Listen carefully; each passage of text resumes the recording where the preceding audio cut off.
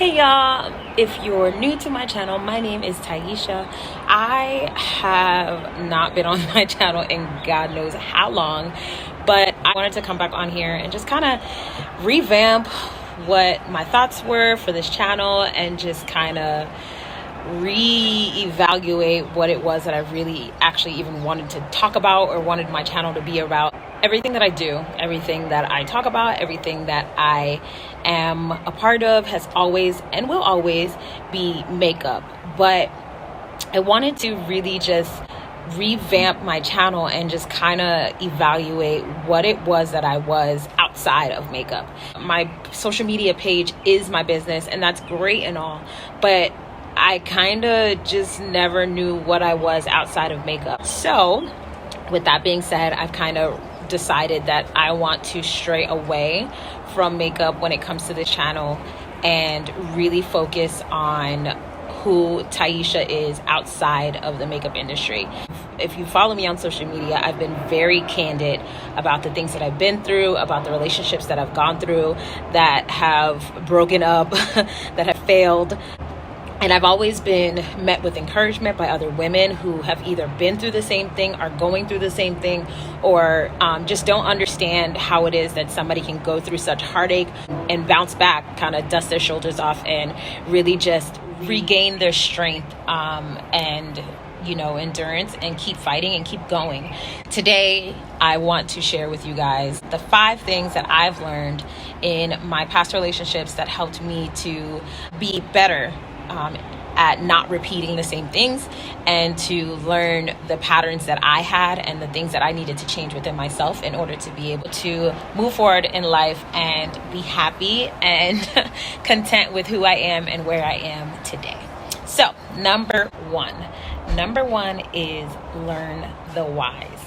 I had to learn why it was that I kept going through the same things over and over and over again. Why is it that the same people that I'm meeting with have the same type of personalities, and those things paired with who I was as an individual or who I was as a person just did not mesh? They were great people, but they just did not meet my personality well. I will be the first one to say that I am a very strong-headed woman. I am very, very level-headed. I am very much independent. The people that I was dating were people that were not able to take lead in that.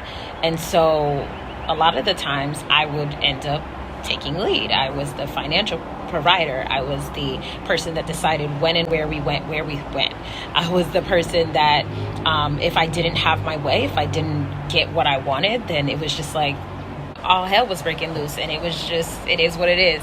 I felt a lot of times that everything, whether it was financially, whether it was in our families, in our relationship, I just felt like a lot of times a lot of the things fell on my back to take care of. And I think that with that came a lot of things, obviously, in my past that kind of led me to be with those type of people. I was raised in a household where my mother was a single woman, and I was taught to be independent, to be a woman that was able to do for herself. And I watched my mom be that. I watched my mom be a very strong woman for herself. And in that, it taught me that I didn't need a man. And so a lot of the things that I did was to show that man that I didn't need him. And so I've made him feel like he wasn't adequate enough to be the leading man in my life, or that I got it, I could do bad all by myself and you're just here as a prop. And so a lot of the times the people that I ended up with were easily manipulated into situations or easily turned into situations in order to feed the wants that I had and the desires that I had. And so I always ended up with people that pretty much I could sway how I wanted.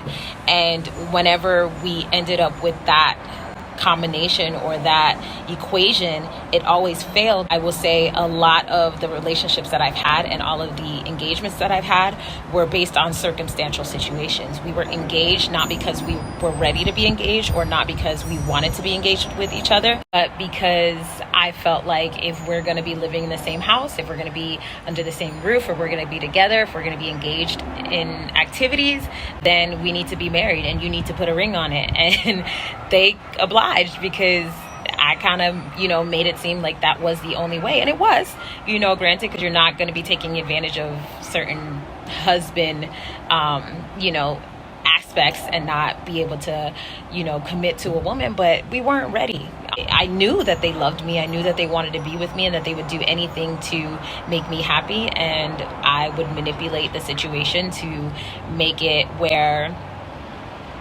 we were getting married. And granted, they did their wrongs too, but I can only speak for what it was that I did. So I had to learn that the issues that I had in my past were now giving me results of the things in my future and the things that I was dealing with right now. So I had to go back and learn the whys of why I was doing the things that I was doing and why I was walking into commitments that I probably wasn't ready to be involved with. Number 2, you need to know that you are still worthy.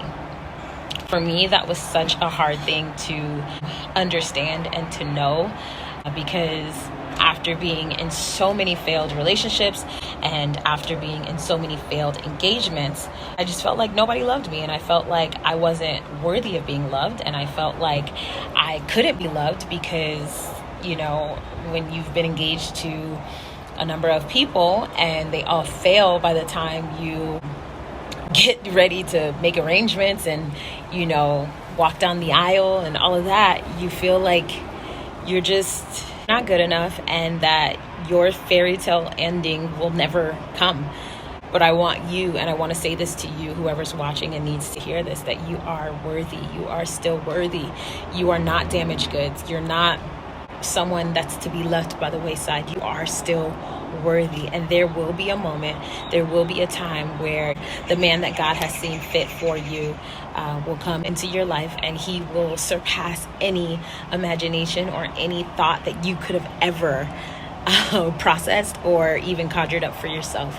Just know that you are still worthy and that even though you've been through the things that you've been through, even though you may be going through them right now, you're still worth every single thing that you've ever dreamt of. You're still worth being loved. You're still worth being with somebody that will kiss the ground that you walk on. So know that you are still worthy and that whatever it is that you went through, whatever it is that you're going through right now, that it will pass. You just gotta, 1, learn the whys, and number 2, you gotta still hold on to your faith and knowing that you're still worthy and that there is a time for you that will come. Number 3 is there is a story in your testimony. A lot of my family is very, very, very gun-ho on me not sharing the intimate details or the struggles that I've been through in my past. In the Haitian culture, it's just a big thing that we just don't share those things. We got to make sure that everybody knows that we straight, we aight. But I wanted to really be an advocate for women who are going through these type of things and just kind of feel like they're alone and feel like nobody understands what it is that they're going through and nobody understands, how it feels to go through those things. Heartbreak is hard. Everybody goes through it at some time, but a lot of people don't talk about it. They don't talk to people who let them know that this is going to pass, that this is going to be all right. Especially in the Black community, we don't talk about these things, and it's so important that we talk about it and that we let people know and let other Black women know that this is going to be okay, that you will be okay, that somebody has already gone through this. There is a light at the end of the tunnel. You just need to seek wisdom. You need to seek understanding. You need to talk to somebody about it and know that in you talking to somebody, you'll learn your whys and why you do the things that you do or why you did the things that you did. And then you'll also understand that you're still worthy and that you're not broken. And then you'll be able to understand that you're storied. The story of what you went through, now that you're stronger, now that you're wiser, that story needs to be told so that somebody else can go through it and understand and live through it in your own timing. Once you have gone through that process, you need to share your story. You need to share your testimony. I want you to know that you're gonna make it and that you will be okay, and that somebody else has gone through this and they are on the other side of the tunnel, and they're reaching out their hand to you to let you know that you will be okay, and that you can grab my hand and know that I'm here for you, and there are other people here for you that will help you through this process. Number 4, take the time to get to know you. So many times when you're dating people, we want people to hang out with us. We want people to involve us. We want to be lovey-dovey. We want to hang out with bae. But how can bae want to hang out with you if you don't even want to hang out with you? Right? I had to learn that. I had to figure that out, because I was like, yo, I hate being alone. I hate it. I hate being alone in relationships. And I had to learn the whys behind that. And one of those things is because I didn't really know who I was. I didn't know what it was that I liked. I didn't know my ins and outs. I didn't know what bothered me. You have to get to know you. You have to take the time to know who you are, what your likes are, what your dislikes are, and really just evaluate who you are as a person. And then once you know who you are as a person, you'll stop dating the people that don't meet that aren't on the same caliber of people that you would find yourself dating had you known who you were.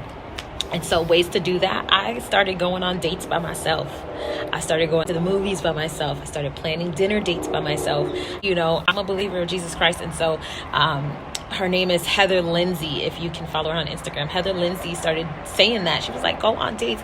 She used to plan dates with Jesus. Get popcorn, pay for 2 tickets. Like, I ain't telling you to do that because, you know, money a little tight right now with this Rona. But you know, she used to go on full dates, and when I saw that she did that, I started doing that.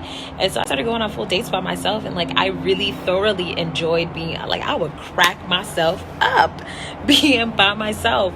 And once I realized that I could be by myself, then it was like, I'm not just entertaining any and everybody that came my way. Why? Because I felt good by myself. I felt good hanging out by myself, and I didn't need a man to come and, you know, place value on who I was as a person, and place value on the time spent with me in order to tell me that I was a good person, or that I was worthy of being loved. Learn what your likes are, what your dislikes are, and really just evaluate who you are as a person.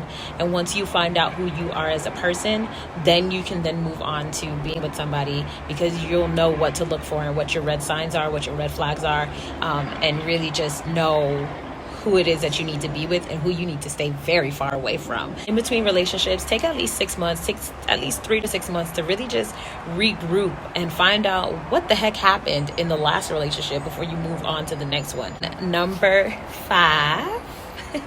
Our number 5 is God's timing is perfect timing. I've spent a very long time, dating people and just hoping that my fairy tale would come true. And like I said earlier, like God's timing is perfect timing when you're not looking for it, when you least expect it. The perfect person that you're supposed to be with will come along and completely just rip you for shreds, okay? Just know that his timing is perfect, and everything that you've ever wanted, everything that you've ever desired, ever dreamed of, ever thought of, ever prayed for will be manifested in the person that you meet and the person that God sent. So just really just know that, like, it's coming, sis. Your time is coming. Just continue to pray, continue to work on you, and really just evaluate what it is that you want and what it is that you need in your life. And from there, the person that you're meant to be with, the person that you want to be with, will come into your life and really just rock your world. So, hope this helps y'all. Thank y'all for hanging out with me. Let me know down in the comment section which one of these numbers, stayed with you and kind of hit you the most. Which one was your, that's good, that little nugget that you took with you and really just stuck with you the most. Let me know which one it was. Number 1, learn your whys. Number 2, you're still worthy. Number 3, there's a story in your testimony. Number 4, get to know the you. And number 5, God's timing is perfect timing.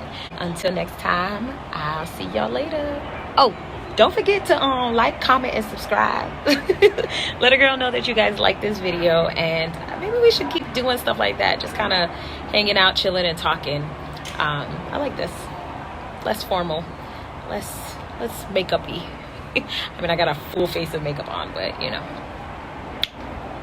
Anyway, love you guys. I will see you later. Mwah.